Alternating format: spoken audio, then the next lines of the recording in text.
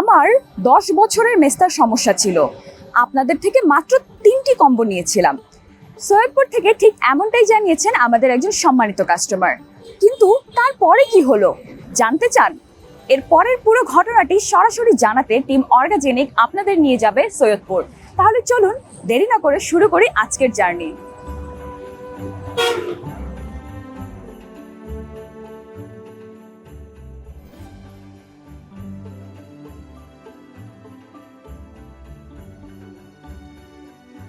কমলা আমাদের কম বেশি সবারই পছন্দের, তবে কমলা খাওয়ার পরে খোসাটা হয়তো ফেলে দিচ্ছেন। আপনি কি জানেন এই খোসা থেকে হতে পারে রূপচর্চা? কমলার খোসায় রয়েছে সাইট্রিক অ্যাসিড, যা প্রাকৃতিক ব্লিচের কাজ করে।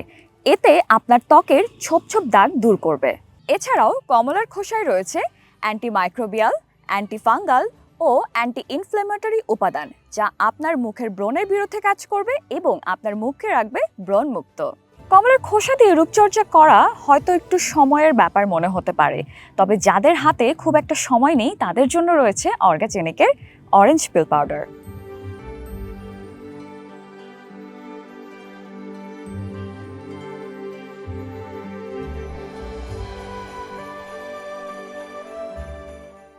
বেশ লম্বা একটা জার্নি শেষে আমরা আমাদের লোকেশন সৈয়দপুরে চলে এসেছি।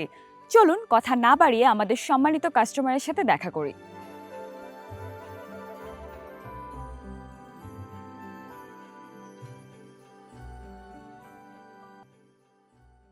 ঠিক এই মুহূর্তে আমাদের সাথে আমাদের একজন সম্মানিত কাস্টমার রয়েছেন, যিনি গত 10 বছর ধরে মেস্তা সমস্যার ভোগান্তিতে ছিলেন।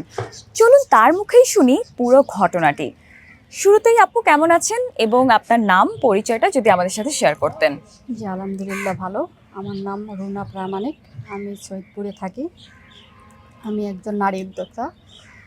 সারাদিন পরিবার, সংসার, দোকান সামলানোর পর নিজের জন্য খুবই কম সময় হাতে পাই। মানে নিজের জন্য কোনো কিছু করাই হয় না এক কথায়।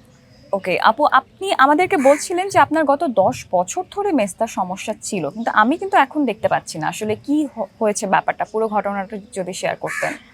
জি, আমার আহ, মানে আমার প্রথম যে বেবিটা, ওর বয়স হচ্ছে 10 বছর। ও হওয়ার পরেই আমার মুখে কালো কালো ছোপ ছোপ দাগ হয়েছিল, কিন্তু আমি কোনো মানে সমাধান নেননি? সমাধান নেই। ওকে। নিজে ঘরোয়া পদ্ধতিতে যা করতাম, যতটুকু পারতাম সেটাই ইউজ করতাম, কিন্তু কোনো প্রোডাক্ট আমি ইউজ করিনি। 10 বছর মেস্তার জন্য আপনি কোনো প্রোডাক্ট ব্যবহার করেননি? জি জি, করিনি। অর্গাজেনিকের খোঁজ আপনি কিভাবে পেলেন? সেটা আমি যেহেতু একজন নারী উদ্যোক্তা, আমার আহ, মানে ড্রেস বলেন, নকশি কাঁথা বলেন, সব কিছুই আমার অনলাইনে দেখতেই হয়। তো অনলাইন ঘাটতে যায় আপনাদের পেজটা আমার চোখে পড়ে। অর্গাজেনিকে কি কি প্রোডাক্ট আপনি ব্যবহার করেছেন? সেটা হচ্ছে মেলাসমা কম্বো, জি জি। আর ইনস্ট্যান্ট গ্লো, আর একটা হচ্ছে ময়শ্চারাইজার আর রোজ ওয়াটার। কয়টা কম্বো ব্যবহার করেছিলেন আপু? দুটো। এবং কতদিন পরে, ঠিক কতদিন ব্যবহারের পরে আপনি আপনার পরিবর্তনটা আসলে চোখে পড়লো? আমার একটা কম্বো শেষ হওয়ার পরেই আমার পরিবর্তনটা লক্ষ্য করি। সেটা 1 মাসের মাথায় আর কি। আমার অনেক সমস্যাই হয়েছিল, সমাধান হয়েছিল আর কি। অর্গাজেনিকের প্রোডাক্ট ব্যবহার করে আপনি কতটুকু সন্তুষ্ট? আমি আমি যদি বলি 100-র মধ্যে 100ই আমি সন্তুষ্ট, কারণ এটা আমার কাজ হয়েছে। অর্গাজেনিকের প্রোডাক্ট ব্যবহার করে আপনি কি কি উপকার পেয়েছেন এবং কোনো সাইড ইফেক্ট পেয়েছেন কিনা? আমার সবচেয়ে উপকার, আপনার যদি আমি বলি, আপনার প্রোডাক্টে ব্যবহার, আপনারা বলেছেন যে আপনারা যেটা বলে থাকেন যে ত্বক লাল হবে না, লালচে হবে না, বা ত্বকে হচ্ছে কোনো প্রকার সমস্যা হবে না, সেটা আমার খুবই ভালো লেগেছে। বা এর জন্যই আমি বলবো যে আমার উপকার হয়েছে এটাতে। কোনো সাইড ইফেক্ট পেয়েছেন? জি না। আপনি অর্গাজেনিকের প্রোডাক্ট কাউকে কি সাজেস্ট করবেন এবং করলে কাদের সাজেস্ট করবেন? জি অবশ্যই করব। যাদের এরকম মেলাজমার সমস্যা, দীর্ঘদিন ধরে মেলাজমায় ভুগছে, বা অনলাইনে সবাইকে তো আর কেউ বিশ্বাস করে না না। যে কোনটা কাজ হবে, কোনটা কাজ হবে না। তো আমি তাদেরকে অবশ্যই বলবো যে অর্গাজেনিকের প্রোডাক্ট ব্যবহার করুন, বা অর্গাজেনিকের প্রোডাক্ট ব্যবহার করুন, সমস্যার সমাধান হয়ে যাবে। অনেক ধন্যবাদ আপু আপনাকে, আপনার মূল্যবান সময় এবং মূল্যবান মতামত আমাদের সাথে শেয়ার করার জন্য। অর্গাজেনিকের পক্ষ থেকে ছোট্ট একটা গিফট হ্যাম্পার আপনার জন্য। আপনাকে ধন্যবাদ। ধন্যবাদ আপু। অর্গাজেনিকের ইনবক্স এবং কমেন্টে এরকম প্রতিদিনই হাজার হাজার পজিটিভ রিভিউ ও ফিডব্যাক পাই আমরা। আপনিও যদি চান আপনার মতামত সবার সামনে অন ক্যামেরা তুলে ধরতে এবং শেয়ার করতে, তাহলে এক্ষুনি কমেন্ট বা ইনবক্সে জানান আমাদেরকে, আমরা আসবো আপনার ঠিকানায়। সৈয়দপুর ঘুরতে এসে অনেক কিছুই কিন্তু আমরা ঘুরে দেখেছি, তবে সৈয়দপুর সম্পর্কে আরও একটু বেশি বিস্তারিত জানাতে ঠিক এই মুহূর্তে আমাদের সাথে রয়েছেন আমিনুল বাপ্পি। তিনি একজন সাংবাদিক। কথা না বাড়িয়ে চলে যাচ্ছি তার কাছে। কেমন আছেন ভাইয়া? আমি ভালো আছি, আপনি কেমন আছেন? আলহামদুলিল্লাহ ভালো আছি। ভাইয়া, সৈয়দপুর সম্পর্কে যদি কিছু অজানা তথ্য আমাদেরকে জানাতেন।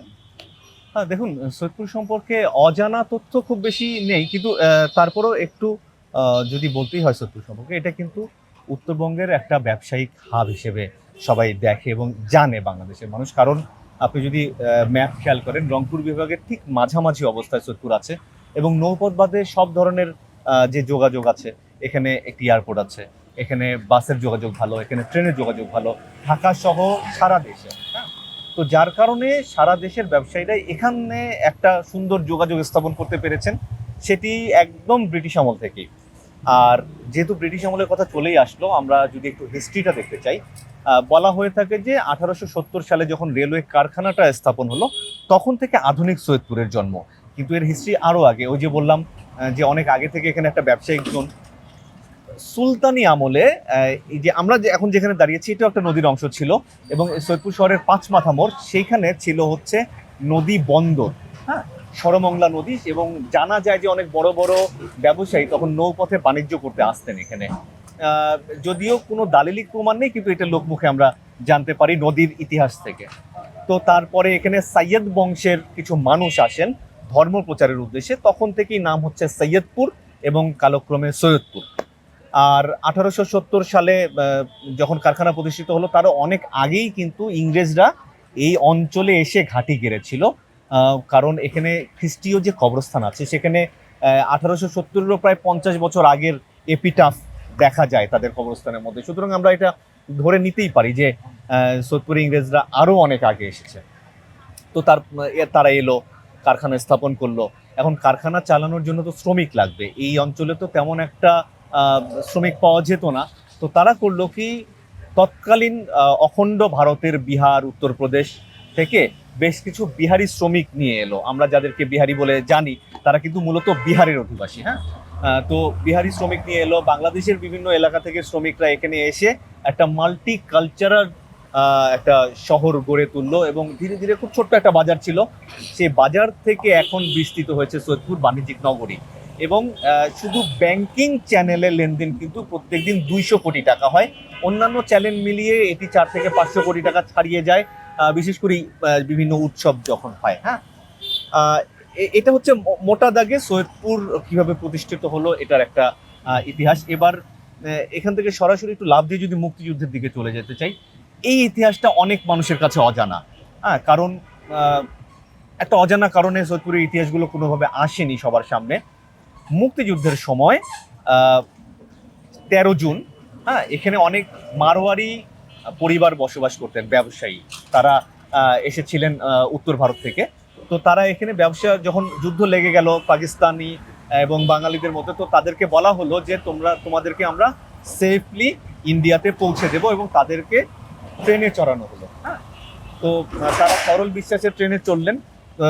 স্টেশন থেকে 1.5 থেকে 2 কিলোমিটার উত্তরে গিয়ে কয়া গোলাহাট নামে একটা জায়গা আছে, সেখানে ট্রেন থামানো হলো এবং সেখানে ট্রেন থেকে নামিয়ে সেই সমস্ত মারোয়ারি ব্যবসায়ী এবং তাদের পরিবারের লোকজনকে কাউকে কুপিয়ে, কাউকে গুলি করে, কাউকে খুঁচিয়ে হত্যা করা হলো। এবং জানা যায় যে 448 জন ওখানে মানে মারোয়ারি ব্যবসায়ী এবং তাদের পরিবারের সদস্য মিলে 448 জনের পরিচয় পাওয়া যায়। আরও হয়তো অনেক আছে, এরকমটা শোনা যায়। এবং ওখান থেকে অলৌকিকভাবে বেঁচে গেছেন এরকম 2-3 জন এখনও তারা বেঁচে আছেন। তো তাদের মুখ থেকেই এইসব ইতিহাস শোনা। তো এই ট্র্যাজেডিটাকে ট্রেন ট্র্যাজেডি নামে ইতিহাসে বলা হয়েছে। রেলওয়ে কারখানার কথা বলছিলাম, রেলওয়ে কারখানাতেও একটা মর্মান্তিক এরকম ট্র্যাজেডি আছে। সম্ভবত আমার এক্সাক্ট ডেটটা মনে নেই, এপ্রিল বা মের কোনো একটা সময় হবে। আহ, বিহারি যারা শ্রমিক ছিলেন তারা অতর্কিতভাবে বাঙালি শ্রমিকদের উপর হামলা করেন এবং তাদেরকে ধরে ধরে ওই লোহা গলানো যে চুল্লি আছে, হ্যাঁ, যেখানে লোহা দিলে একদম গরম তরল লোহা হিসেবে বের হয়ে আসে, ওই চুল্লিতে ধরে ধরে নিক্ষেপ করে তাদেরকে মেরে ফেলেছে বাঙালি শ্রমিকদের। কতটা নৃশংস হবে একবার চিন্তা করেন। এবং পাকিস্তানি আর্মিরা তাদের রসদ পরিবহনের জন্য এখানে যেহেতু যোগাযোগ ব্যবস্থা রাস্তাঘাট অত ভালো ছিল না, এখানে একটা ক্যান্টনমেন্টের ক্যাম্প স্থাপন করে এবং এখানে যারা তৎকালীন বুদ্ধিজীবী সম্মানিত ব্যক্তি ছিলেন তাদেরকে ধরে নিয়ে এসে সেই ক্যাম্পে অত্যাচার করা হতো এবং তাদের এরকম অনেকজন আছে যাদেরকে পরে রংপুর ক্যান্টনমেন্টে নিয়ে গিয়ে মেরে ফেলা হয়েছে। তো পাকিস্তানি আর্মিরা তাদের নিজেদের প্রয়োজনে এখানে একটা এয়ারপোর্ট বানানোর চিন্তা করলো। হ্যাঁ, তো এত দ্রুত সময় এয়ারপোর্ট বানানো তো একটু কঠিন ব্যাপার। তারা করলো কি, ওই যে যাদেরকে ধরে নিয়ে আসতো সৈয়দপুরের যারা বুদ্ধিজীবী এবং সুশীল সমাজ এবং সম্মানিত ব্যক্তিরা, তাদেরকে সারা রাত টর্চার করতো এবং সকালবেলা তাদেরকে নিয়ে গিয়ে এয়ারপোর্টের যে রানওয়ে, সেই রানওয়ের কাজ করাতো। মানে আক্ষরিক অর্থেই সব থেকে সম্মানিত ব্যক্তিদেরকে একদম শ্রমিক হিসেবে কাজ করিয়ে তারা হয়তো মাথা করে ইট নিয়ে আসতো, বালু নিয়ে আসতো, এরকম তারা কয়েক মাসের মধ্যে সৈয়দপুর রানওয়েটা কমপ্লিট করে। এবং তখন পাকিস্তানিরা এটার নাম দেয় হচ্ছে জমজম বিমানবন্দর। শুরুতে নাম ছিল, পরে যখন স্বাধীন বাংলাদেশে আমরা পেলাম তারপরে এটার নাম হয় সৈয়দপুর বিমানবন্দর। এবং 1979 সাল থেকে বাণিজ্যিকভাবে এই এয়ারপোর্টে যাত্রীবাহী প্লেন চলাচল শুরু করে। আর এখন তো অনেক অবস্থায় এমনকি দিনে 18টা ফ্লাইট সময় ভেদে এখানে নামে এবং 18টা ফ্লাইট চলে যায়, অর্থাৎ 36টা। এখানে শুধু যে ঢাকার সাথে যোগাযোগ আছে এমনটা না, এখান থেকে সরাসরি চিটাগাংয়ের সাথে যোগাযোগ আছে, কক্সবাজারের সাথেও যোগাযোগ আছে সরাসরি। সুতরাং বুঝতে পারছেন যে এখানে কি পরিমাণ আসলে এই আকাশপথের যাত্রীদের চাহিদা বেড়েছে এবং এখান থেকে উত্তরের সব জেলায় সব জায়গায় যাওয়াটা খুব ইজি। যে কোনো ধরনের কমিউনিকেশনটা ইজি। আচ্ছা, এটা তো গেল কমিউনিকেশন সেক্টর। যদি আমি শিক্ষা নিয়ে বলতে চাই, যে সৈয়দপুর একটা উপজেলা শহর মাত্র, কিন্তু এই উপজেলা শহরে এত ভালো ভালো শিক্ষা প্রতিষ্ঠান পাওয়াটা খুব কষ্টকর। এখানে সরকারি বিজ্ঞান কলেজ আছে, এখানে cantonment public school and college আছে, লায়ন্স স্কুল কলেজ আছে, সানফ্লাওয়ার আছে, আল ফারুক একাডেমি আছে। এই প্রতিষ্ঠানগুলো উচ্চ মাধ্যমিক পর্যায়ে কিন্তু বোর্ডের মধ্যে উপরের দিকেই থাকে, মানে ইন্টারমিডিয়েট পর্যন্ত, এইচএসসি পর্যন্ত এদের রেজাল্ট খুব ভালো। এবং সরকারি বিজ্ঞান কলেজ আছে, সেখানে তো প্রত্যেক বছর 40 থেকে 50 জন স্টুডেন্ট তারা শুধু মেডিকেলই চান্স পায় এক কলেজ থেকেই। এবং এটা কিন্তু গত বেশ কয়েক বছর ধরে পত্রিকায় বেশ খবর হয়ে আসছে। এটার পাশাপাশি দুটো স্পেশালাইজড কলেজ আছে, হ্যাঁ, বিজনেস ম্যানেজমেন্টের। সৈয়দপুর কলেজে অনার্স চালু হয়েছে সম্প্রতি। এবং সৈয়দপুর একটা উপজেলা শহর, এইখানে একটি বিশ্ববিদ্যালয় আছে আর্মিদের, Bangladesh army university of science and technology, সংক্ষেপে বাউস্ট বলা হয়ে থাকে। তো সৈয়দপুরের মতো জায়গায় একটা ইউনিভার্সিটি পর্যন্ত আছে এবং একটা রেলওয়ে মেডিকেল কলেজ স্থাপনের জন্য জরিপ চালানো হচ্ছে। খুব শিগগিরই আমরা হয়তো সেটাও পাবো। সুতরাং একটা উপজেলা শহর হলেও এটার আসপেক্টটা কিন্তু অনেক বড়, হ্যাঁ। এবং রংপুর বিভাগের মধ্যে সৈয়দপুর যে নাম করেছে অনেকগুলো কারণের মধ্যে এটাও একটা। অনেক ধন্যবাদ ভাইয়া আপনাকে, এবং অনেক অজানা কিছু আমরা জানতে পারলাম এবং সবাইকে জানাতেও পারলাম। অনেক ধন্যবাদ আপনাকে আমাদেরকে এত মূল্যবান সময় দেওয়ার জন্য। আপনাকে অনেক ধন্যবাদ, ভালো থাকবেন। ভালো থাকবেন আপনিও।